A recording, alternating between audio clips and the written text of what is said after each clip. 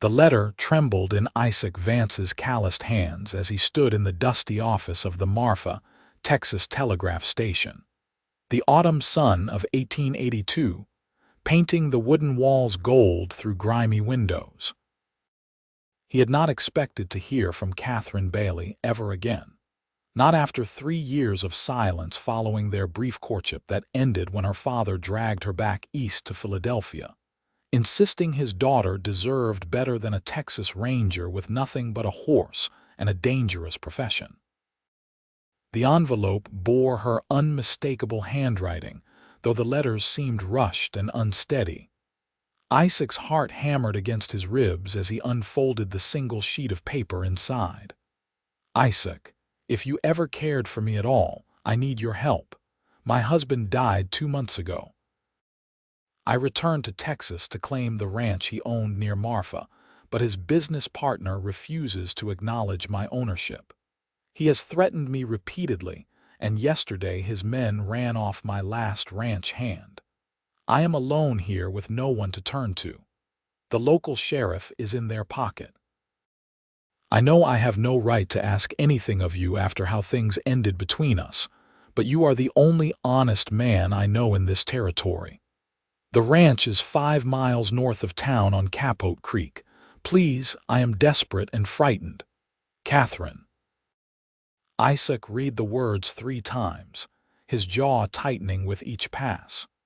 The woman he had loved with every fiber of his being, the woman whose rejection had nearly broken him, was in danger. It did not matter that she had chosen duty over love, that she had married some wealthy Easterner sight unseen, or that seeing her again would reopen wounds he had spent years trying to heal. She needed help, and he would be damned if he let anything happen to her. He glanced at the wall clock. 4:30 in the afternoon. He could make it to her ranch by midnight if he pushed hard. Isaac stuffed the letter into his vest pocket and strode out into the dusty street where his blood-bay gelding, Ranger, stood hitched to the rail. The animal lifted his head, sensing his master's urgency. "We have got a long ride ahead of us, boy," Isaac murmured, checking his saddlebags and the Winchester rifle in its scabbard. He made a quick stop at the general store for supplies, ignoring the curious looks from the proprietor as he grabbed hardtack, jerky, and ammunition. Within 20 minutes of reading that letter, Isaac was riding north out of Marfa as the sun began its descent toward the distant mountains. The landscape stretched out before him in shades of gold and amber, the high desert country both beautiful and unforgiving. Isaac kept Ranger at a steady pace, alternating between a ground-eating trot and a canter, always mindful not to push the horse too hard too soon. They had hours ahead of them, and he needed the animal fresh in case there was trouble waiting at the end of this journey. As twilight painted the sky purple and orange, Isaac let his mind wander back to Katherine. She had been 21 when they met, fresh off the stage from visiting her aunt in El Paso, stranded in Marfa when the coach broke an axle. He had been 24, cocky and confident in his Ranger badge, thinking he knew everything about the world. One look into her green eyes had knocked that confidence clean out of him. They had spent 2 weeks together while the stage was being repaired. 2 perfect weeks where he showed her the beauty of the West Texas landscape, taught her to ride properly, shared meals and stories and dreams. She had laughed at his terrible jokes and listened intently to his tales of tracking outlaws across the territory. He had been captivated by her intelligence, her quick wit, her genuine interest in this wild country that was so different from her refined Philadelphia upbringing.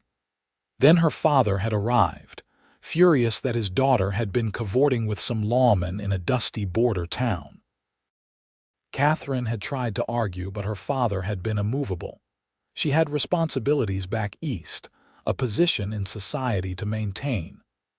Isaac had watched her ride away in that coach, her face pressed to the window, tears streaming down her cheeks. 6 months later, he heard through the grapevine that she had married some railroad executive named Marcus Bailey, a man 20 years her senior with more money than God. The news had sent Isaac on a 3-day drinking binge that ended with him in a jail cell and a severe reprimand from his ranger captain. Now she was back, widowed and in trouble, and every protective instinct Isaac possessed roared to life. The memory of her smile, the sound of her laughter, the way she had looked at him like he hung the moon and stars, all of it came flooding back as Ranger's hooves ate up the miles. Full darkness fell, and Isaac lit the lantern hanging from his saddle horn, trusting Ranger's sure footing on the familiar trail. A 3/4 moon rose, bathing the desert in silver light and making navigation easier. He pushed on through the night, stopping only briefly to let Ranger drink from a creek and rest for a few minutes before continuing. Around 11 o'clock, Isaac spotted lights in the distance. His gut told him he was approaching the ranch, but something was wrong. Too many lights, and they seemed to be moving. As he drew closer, his worst fears were confirmed. Torches. At least a dozen men on horseback surrounded a modest ranch house, their voices carrying on the night air. Isaac urged Ranger into the cover of some cottonwoods along the creek and dismounted, pulling his Winchester from its scabbard. He moved closer on foot, using the darkness and sparse vegetation for cover. His ranger training kicked in as he assessed the situation with a professional eye. The ranch house was a simple adobe structure with a covered porch, typical of the region. Light glowed from the windows, and he could see a silhouette moving inside. Katherine. Even from this distance, even after 3 years, he recognized the way she moved. His heart clenched. The men surrounding the house were clearly not friendly visitors. Their horses stamped and snorted, agitated by their riders' aggressive energy. One man sat slightly ahead of the others on a large paint horse, clearly the leader. Mrs. Bailey. The man called out, his voice dripping with false courtesy. "This is your last chance to be reasonable. Sign over your half of the ranch to me, and you can walk away from this with enough money to start fresh somewhere else. Refuse, and well, accidents happen out here all the time. Houses catch fire. Folks get hurt." Isaac's blood boiled. These men were attempting to rob Katherine of her legal property through intimidation and threats. He counted 13 men total, not great odds, but he had faced worse. More importantly, he was a Texas Ranger, and these men were breaking the law. He worked his way around to get a better angle, positioning himself where the moonlight would be in the riders' eyes if they turned his direction. Then he levered around into his Winchester and stepped out into the open. "Texas Rangers." His voice rang out across the night, loud and commanding. "You men are trespassing and making terroristic threats. I suggest you turn those horses around and ride out while you still can." Chaos erupted. Horses wheeled and men cursed, hands dropping to gun belts.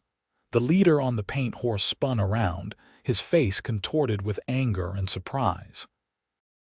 "There is only one of you, Ranger," the man spat. "Even you are not fool enough to take on 13 men." "Maybe not," Isaac agreed, his rifle steady on the man's chest. "But I guarantee I will take you with me and probably 3 or 4 of your friends. Question is, which 3 or 4 are willing to die tonight for your land grab?" He let that sink in, watching the men exchange uncertain glances.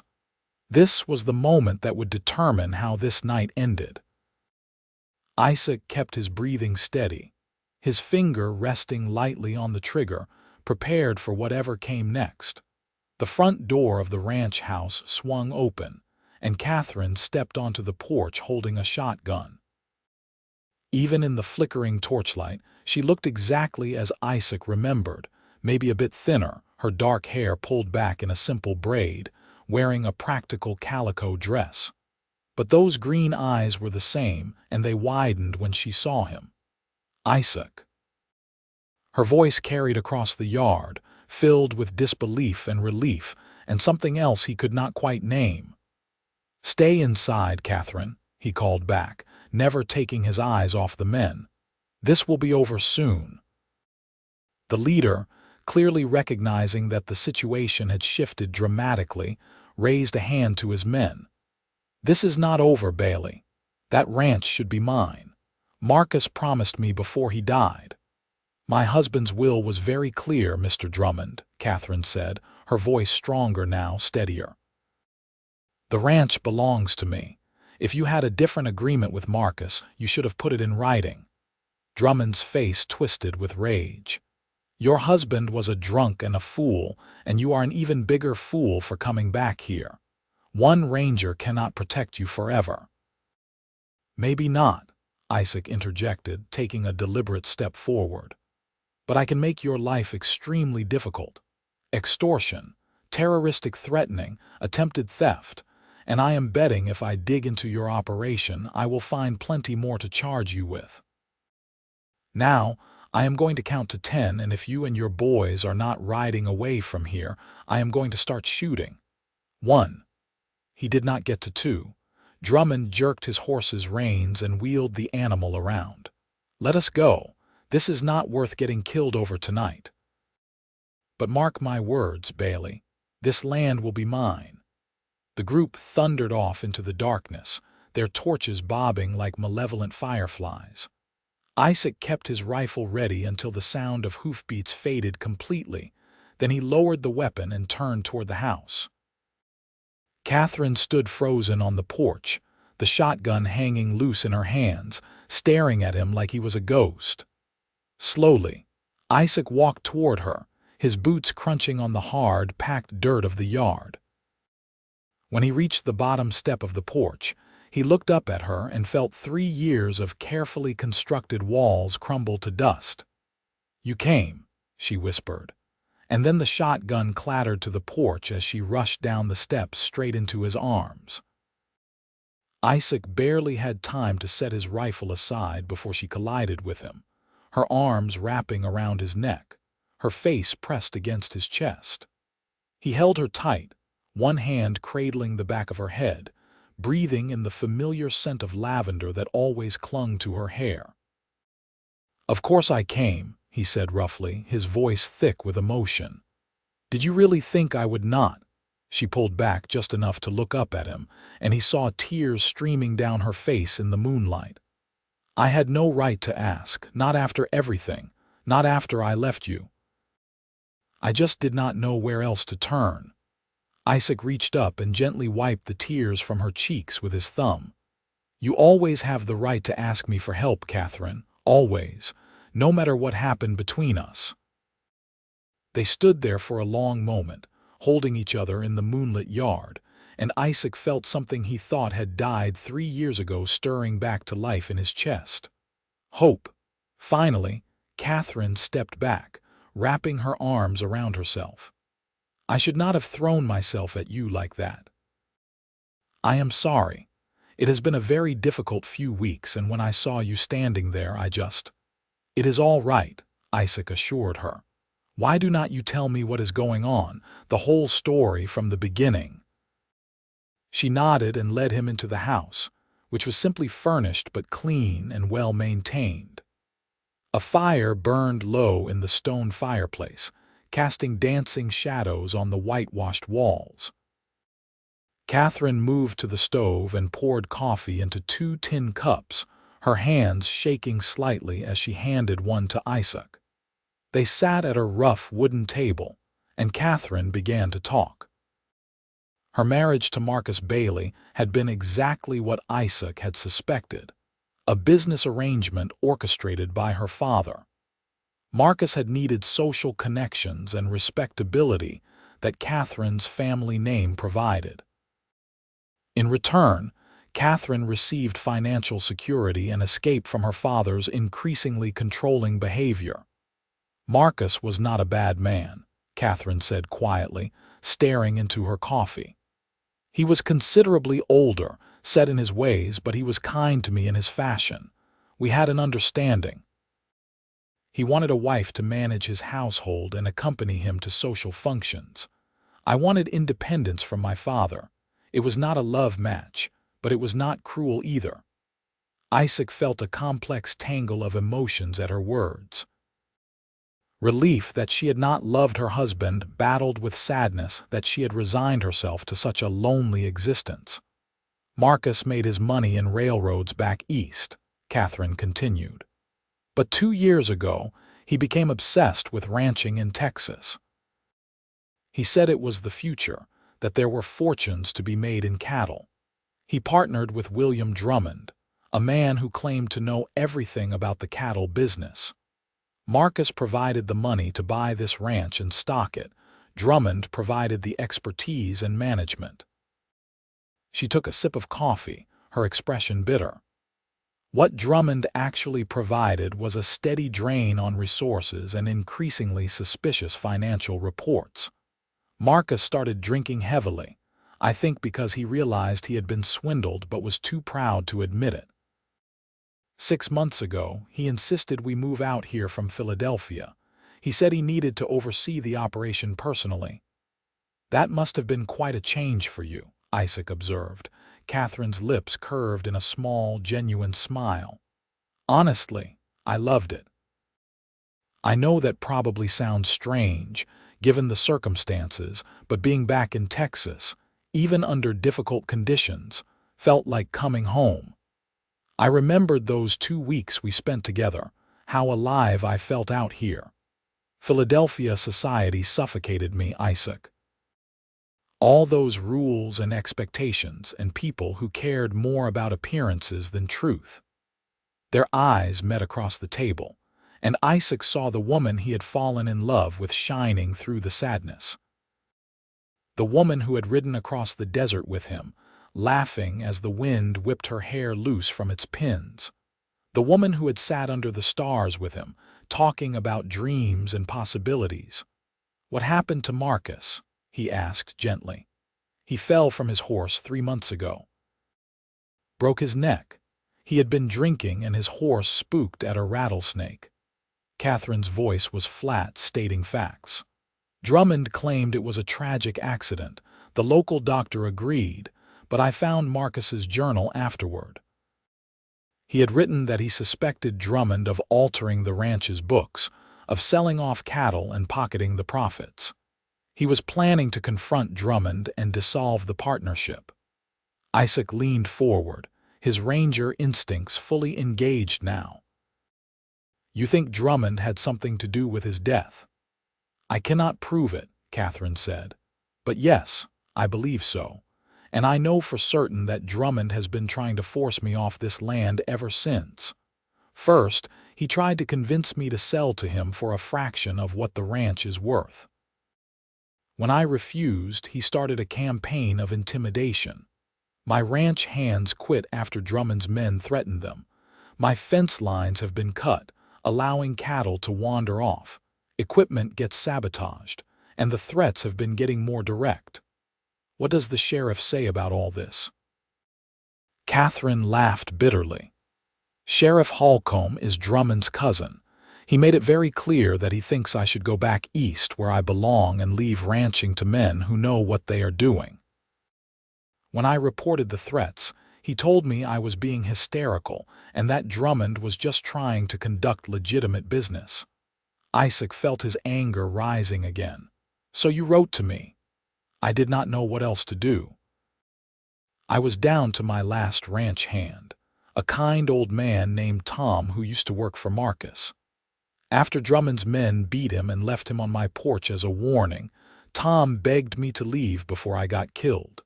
He had a sister in El Paso, so I gave him money to go there and recover. That was 3 days ago.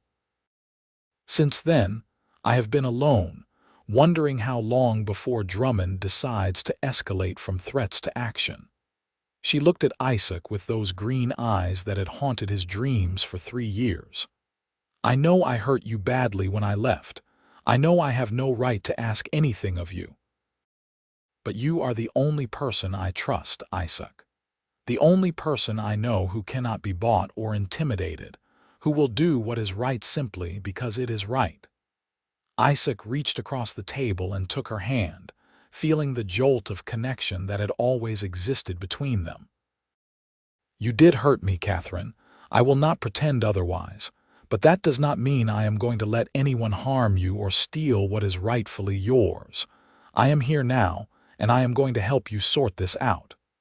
Relief flooded her features, and she squeezed his hand tightly. "Thank you. Thank you so much."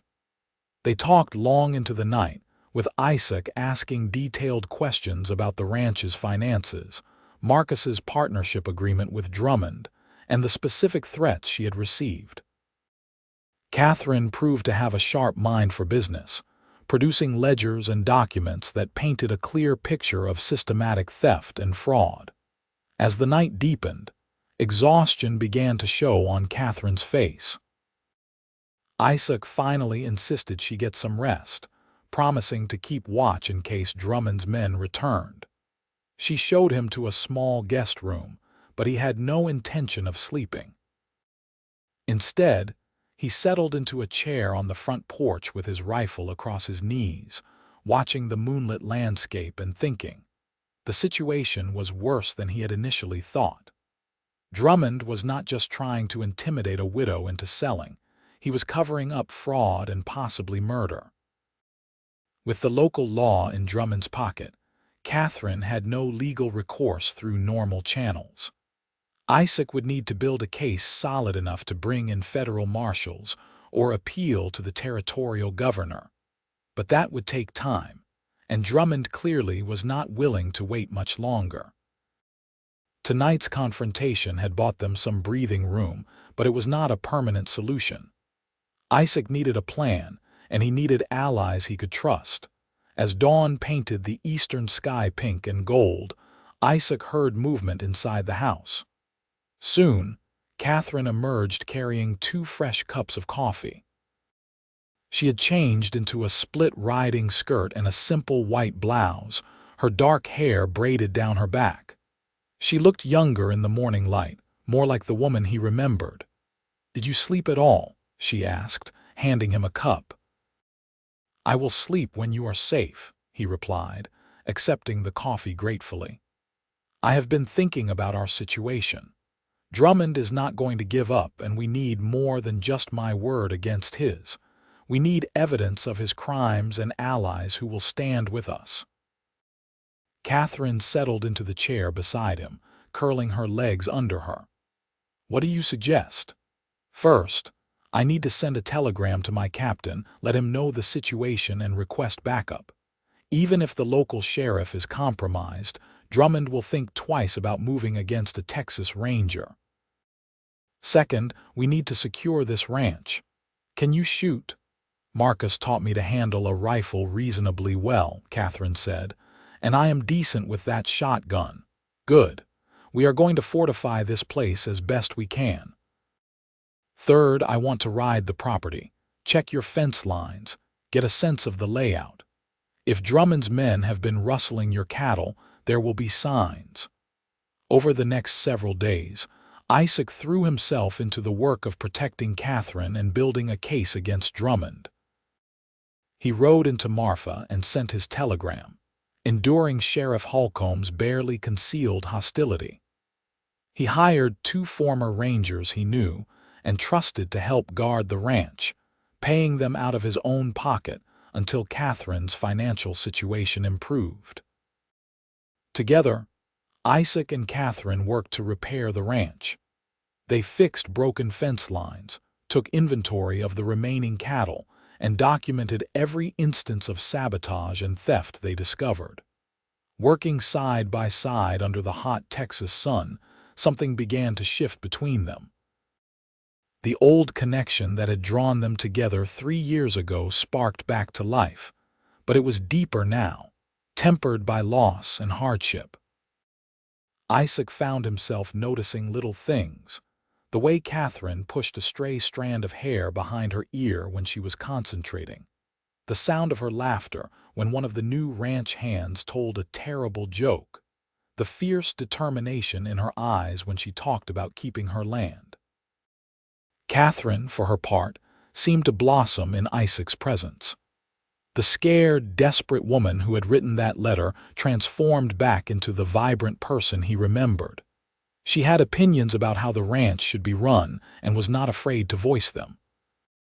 She worked as hard as any of the men, refusing special treatment.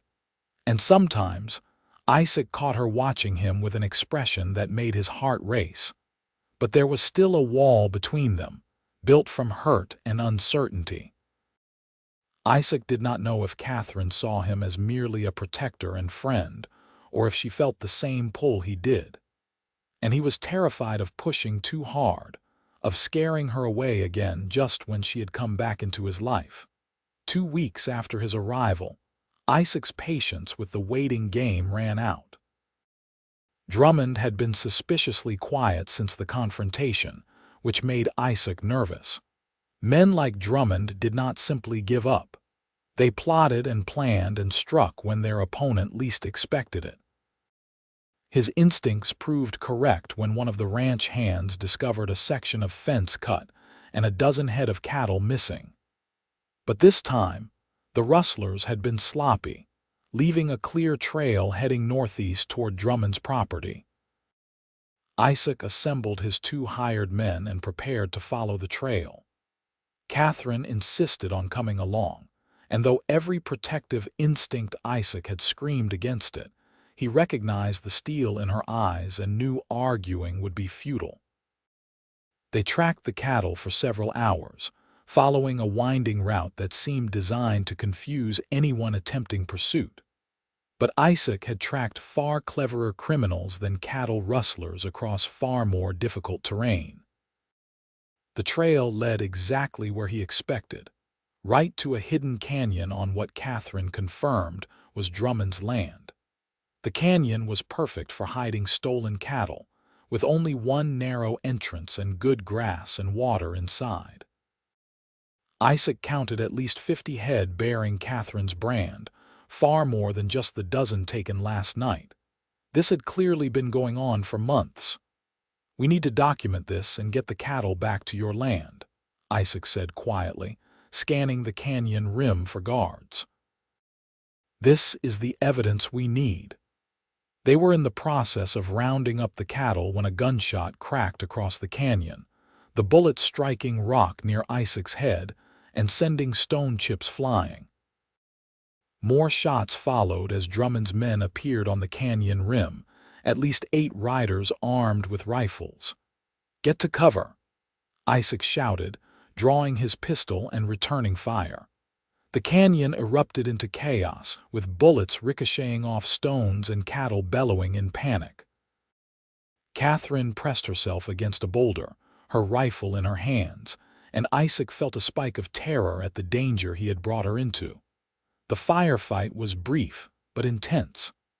Isaac and his men were outnumbered but had better cover among the canyon floor's scattered rocks. They held their ground, making every shot count, until Drummond's men realized they could not dislodge the Rangers without suffering significant casualties. The attackers withdrew, their parting shots echoing off the canyon walls.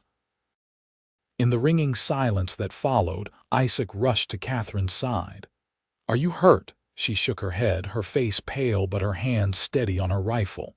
"I am fine, but we should leave before they come back with more men."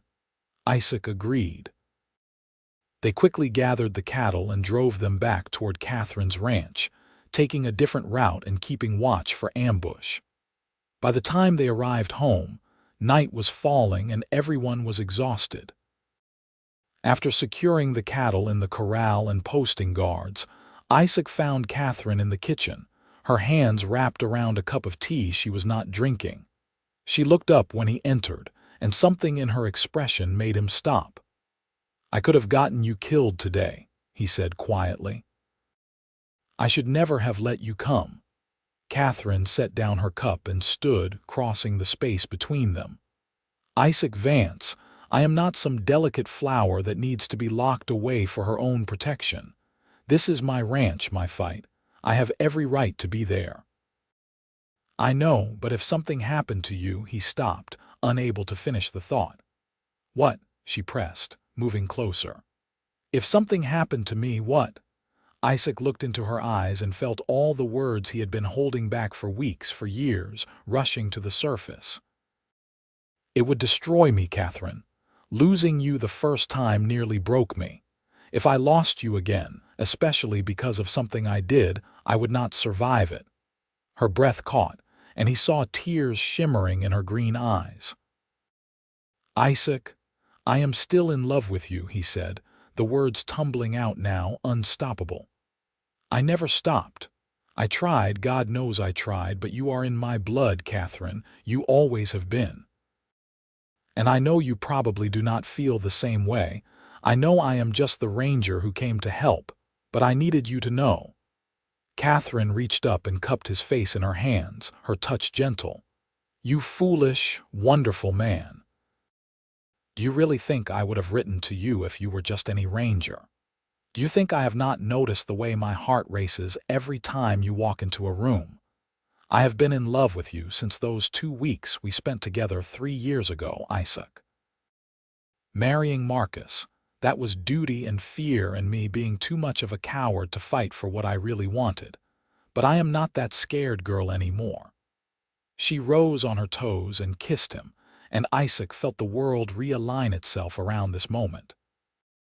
This kiss was nothing like the tentative, sweet kisses they had shared 3 years ago. This was deeper, full of longing and loss and the fierce joy of finding each other again against all odds. When they finally broke apart, both breathing hard, Isaac rested his forehead against hers. I am not going anywhere this time. Whatever happens with Drummond, whatever comes next, I am staying right here with you.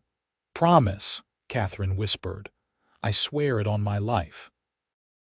They stood there in the quiet kitchen, holding each other as the candles burned low, and for the first time in 3 years, Isaac felt complete. The next few weeks brought a whirlwind of activity and change.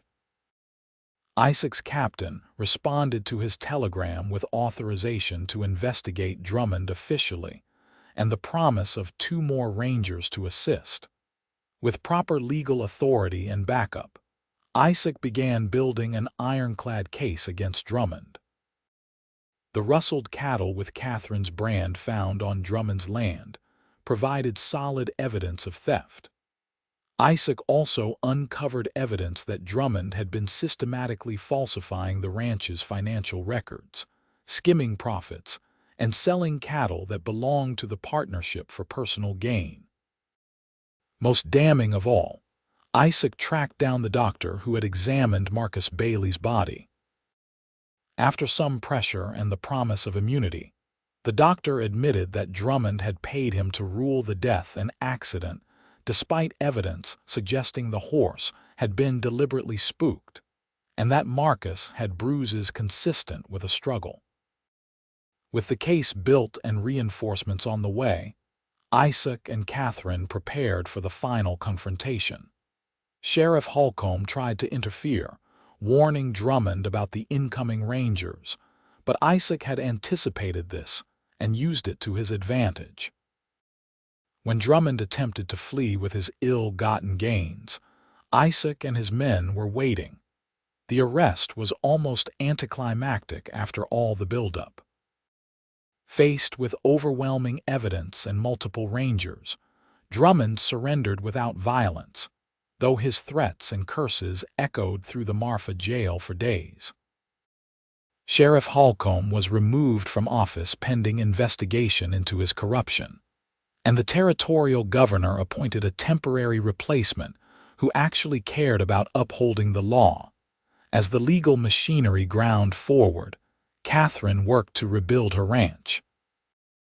With the stolen cattle returned and Drummond's fraudulent claims dissolved, she suddenly found herself the sole owner of a substantial and profitable operation. Isaac helped her hire honest ranch hands and a foreman who knew the cattle business inside and out. Through it all, their relationship deepened and strengthened. They spent long evenings on the porch, talking about everything and nothing, making up for 3 lost years. Isaac told her about the cases he had worked, the places he had been, the loneliness that had dogged him despite his success as a ranger. Katherine shared stories about her loveless marriage, her gradual awakening to her own strength and capability, her realization that she had been living a half-life instead of the adventure she truly craved.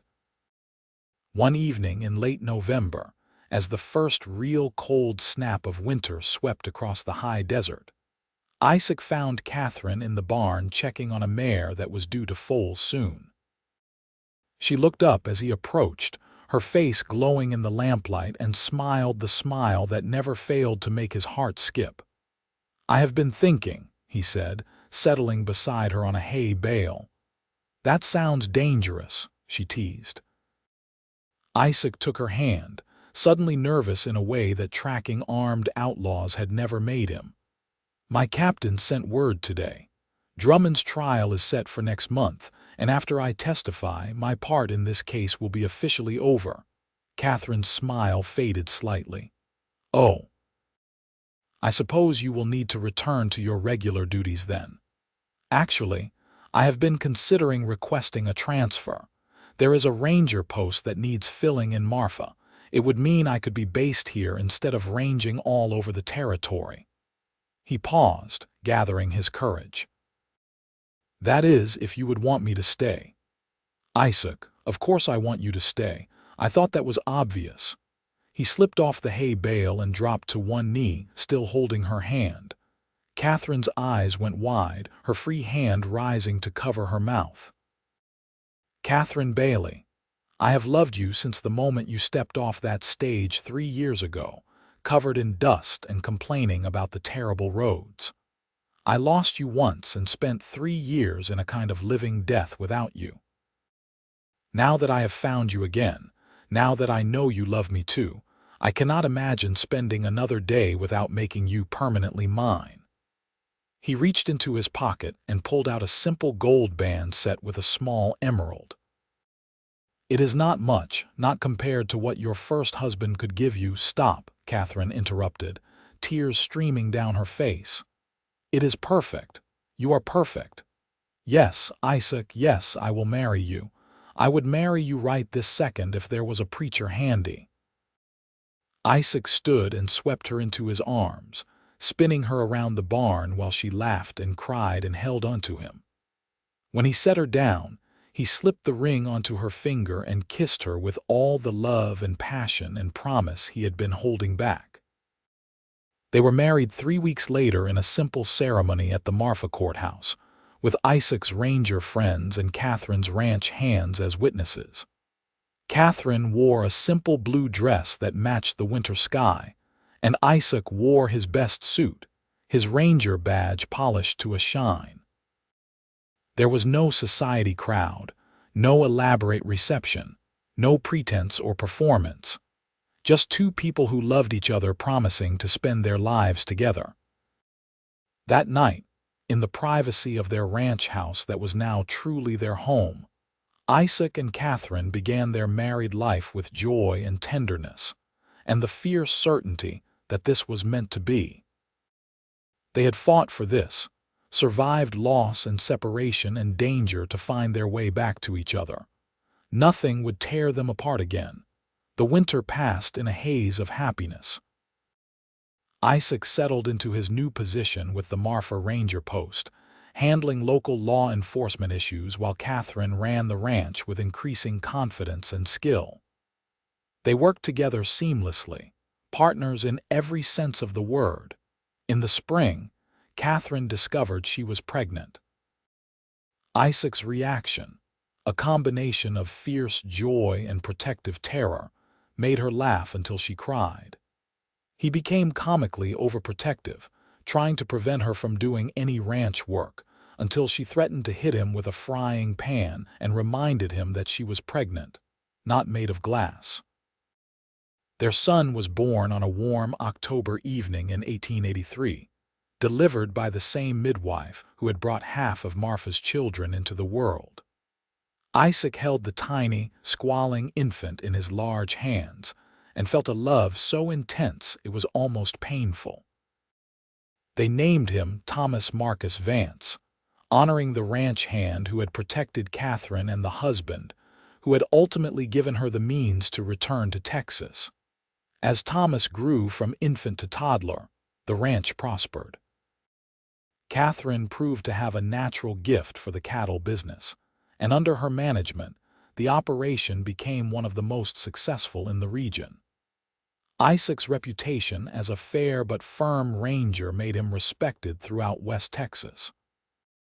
Together, they became pillars of the Marfa community, the kind of couple people pointed to as an example of what partnership and love could build. But their greatest joy was their growing family. 2 years after Thomas, they welcomed a daughter they named Emma Rose, who had her mother's green eyes and her father's stubborn determination. 3 years after that came another son, James, who was quiet and thoughtful and loved nothing more than following his father around the ranch. The years flowed one into another, marked by the rhythms of ranch life and the milestones of a family growing together. There were hard times, droughts and harsh winters, cattle diseases and market fluctuations, but Isaac and Katherine faced each challenge as a team, their love deepening with each passing year. Isaac eventually retired from the Rangers at the age of 45, deciding he wanted to spend more time with his family and less time chasing criminals across the territory. He threw himself into ranch work, teaching his children to ride and rope, to understand the land and respect its harsh beauty. Katherine became a vocal advocate for women's property rights, using her own experience with Drummond to highlight the vulnerabilities widows and unmarried women faced. She testified before the territorial legislature and wrote articles for newspapers, always pushing for greater legal protections and equal treatment under the law.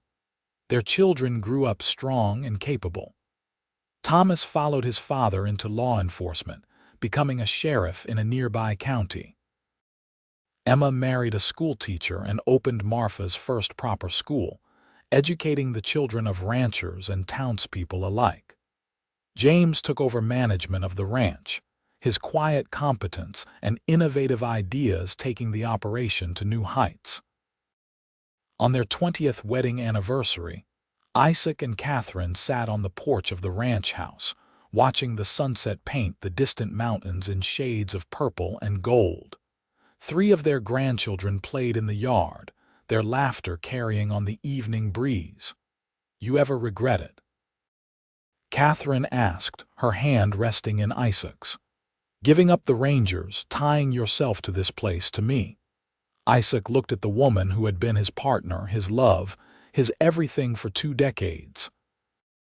Her hair was streaked with silver now, and lines crinkled at the corners of her eyes, but she was more beautiful to him than she had been at 21.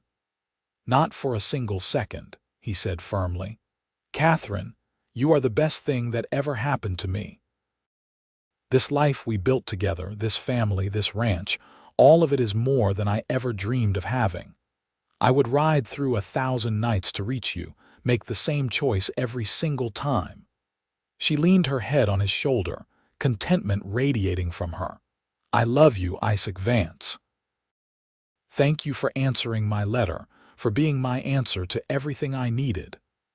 "I love you too," he replied, pressing a kiss to her temple. "Always have, always will." As the sun dipped below the horizon and stars began to appear in the darkening sky, they sat together in comfortable silence. 2 souls who had found each other against all odds and built something lasting and true. The ranch continued to thrive under James's management, expanding to include horse breeding alongside the cattle operation. Thomas rose to become a respected federal marshal, upholding the law his father had served with such dedication.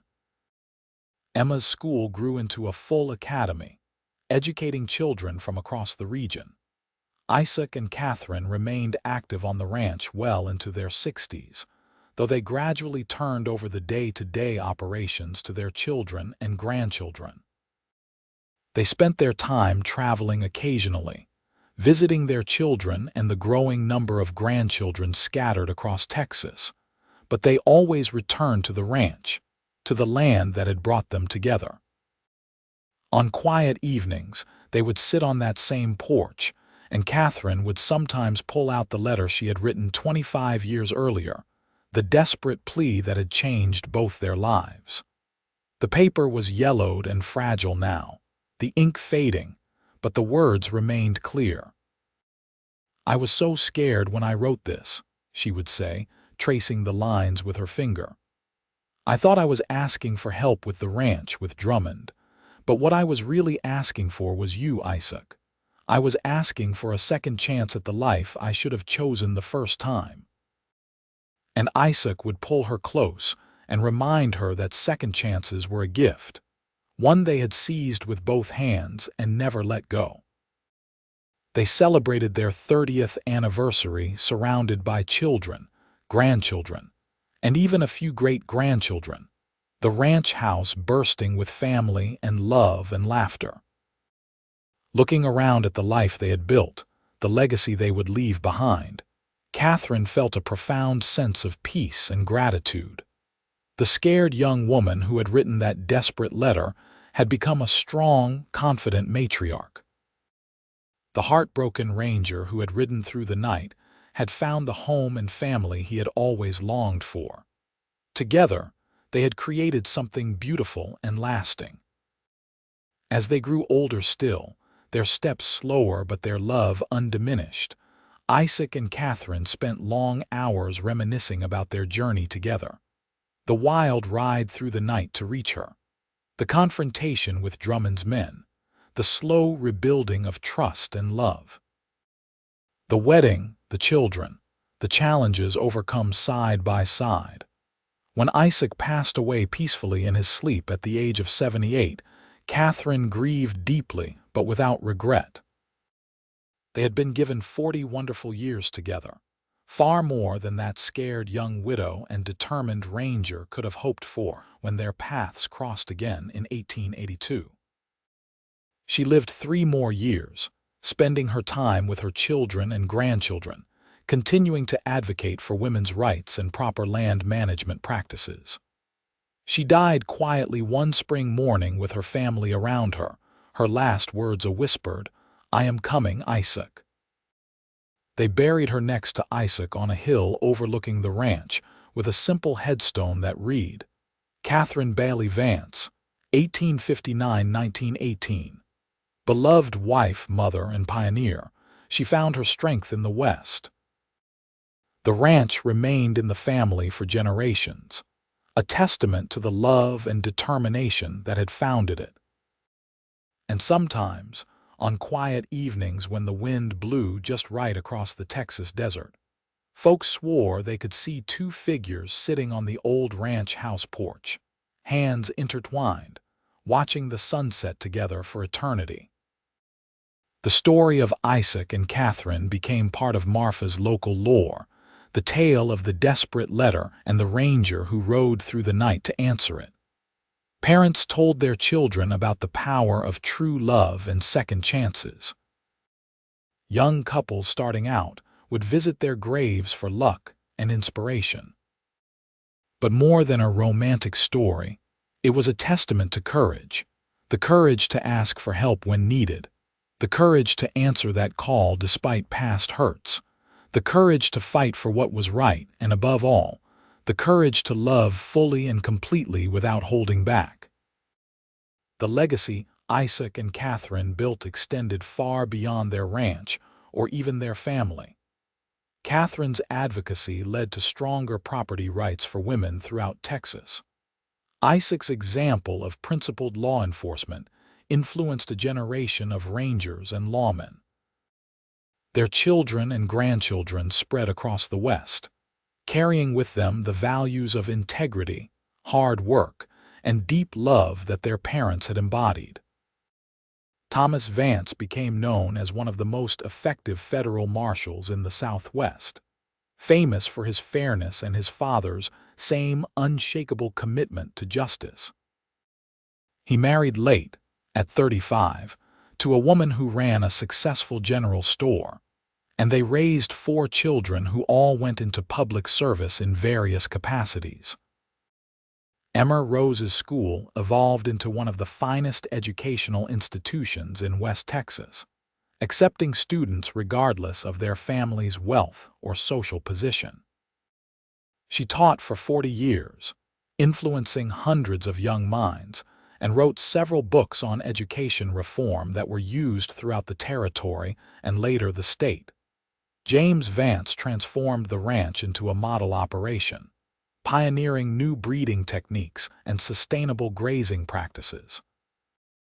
He married his childhood sweetheart and had 6 children, 5 of whom remained involved with the ranch in various capacities. The Vance Ranch became known throughout Texas for quality livestock and ethical business practices. The ripples of that one desperate letter, that one nighttime ride, that one answered prayer for help, spread outward through time, touching countless lives. Every law Isaac enforced fairly. Every woman Katherine helped gain her rights. Every child Emma educated. Every innovation James implemented. Every criminal Thomas brought to justice. All of it stemmed from that moment when 2 people found each other again and chose love. In 1932, on the 50th anniversary of Isaac's ride to Katherine's rescue, the town of Marfa erected a small monument in the town square. It depicted a ranger on horseback, riding hard through the night, and bore a simple inscription. He found her letter asking for help, rode through the night to be her answer, in honor of Isaac and Katherine Vance and all those who answer the call. The monument became a gathering place for the community, a reminder that heroism was not always about grand gestures or famous deeds. Sometimes it was about showing up when someone needed you, about being willing to ride through the darkness to reach someone in trouble, about choosing love and duty over comfort and safety. Descendants of Isaac and Katherine would gather at the monument each year, now numbering in the dozens, spanning from great-grandchildren to great-great-great-grandchildren. They would share stories passed down through the generations, keeping alive the memory of the couple whose love had started it all. They told of Katherine's fierce independence and sharp mind, how she had transformed a failing ranch into a thriving enterprise. They spoke of Isaac's integrity and courage, how he had never backed down from what was right even when it would have been easier to look away. Most importantly, they talked about the deep, abiding love that had sustained the couple through decades of partnership. The ranch itself remained operational well into the 20th century, though it eventually was donated to the state of Texas as a historical site and working museum. Visitors could tour the original ranch house, see the room where Isaac and Katherine had sat drinking coffee that first night, stand on the porch where they had held each other as dawn broke. The letter itself, carefully preserved, was displayed in a small museum on the ranch grounds. People would stand before it, reading Katherine's desperate plea, and marvel at the chain of events it had set in motion. The fragile piece of paper, with its hasty handwriting and obvious distress, represented a pivotal moment when fate and choice intersected. "Isaac, if you ever cared for me at all, I need your help." Those words, written in desperation by a frightened widow, had called forth a love story for the ages. They had summoned a man who rode through the night without hesitation, who faced down armed outlaws, who built a life and legacy that would endure for generations. In the end, that was the true power of Isaac and Katherine's story. It was not just about romance, though their love was deep and true. It was not just about justice, though they fought for what was right against significant odds. It was not just about building a successful ranch or raising good children, though they did both admirably. It was about the transformative power of showing up for someone, about being the answer to someone's desperate prayer. It was about second chances and the courage to take them. It was about choosing love over fear, action over apathy, commitment over convenience. Isaac could have ignored that letter. Katherine could have been too proud to send it. Either of them could have let the hurt of their past separation poison their second chance. They could have given up when faced with Drummond's violence and corruption. They could have settled for safety over passion, convenience over true partnership. But they did not. They chose the harder path, the braver path, the path that led through danger and uncertainty to a love that would outlast them both. And in doing so, they created not just a life together, but a legacy that would inspire generations. The last of the original ranch buildings stood until 1975, when age and weather finally claimed them. But before they were lost, historians carefully documented every detail, preserving the physical space where this remarkable story had unfolded. The new ranch house built on the site incorporated elements from the original, ensuring continuity with the past.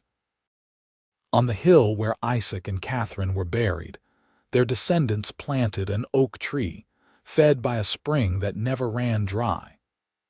The tree grew strong and tall, its branches spreading wide, providing shade and shelter just as the couple's love had sheltered and nurtured generations of family. And sometimes, on autumn evenings when the light turned golden and the wind carried the scent of sage and earth, people swore the tree whispered the old stories. Tales of a desperate letter, a nighttime ride, a love that conquered fear and time and death itself. The story of a ranger who found the woman he loved in danger and became the answer to every prayer she had ever whispered.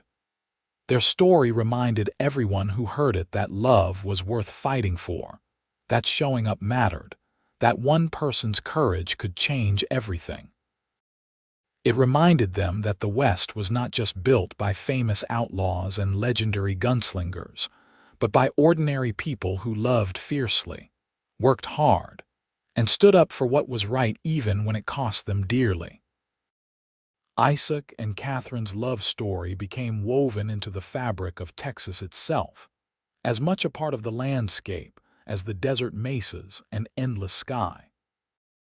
It lived on in the hearts of their descendants, in the policies Katherine had fought for, in the justice Isaac had upheld, in the school Emma had built, in the land James had stewarded, in the law Thomas had served. Most of all, it lived on in the simple truth that love, real love, was worth any risk, any sacrifice, any midnight ride through dangerous country. That when someone you loved called for help, you answered. Not because it was easy or safe or convenient, but because love demanded nothing less than everything. And so the story endured, passed from generation to generation, a testament to the power of two people who found each other twice against all odds and built something beautiful from desperation and courage and unwavering devotion. A ranger and a widow, brought together by a desperate letter and a willingness to ride through the night, whose love became legend.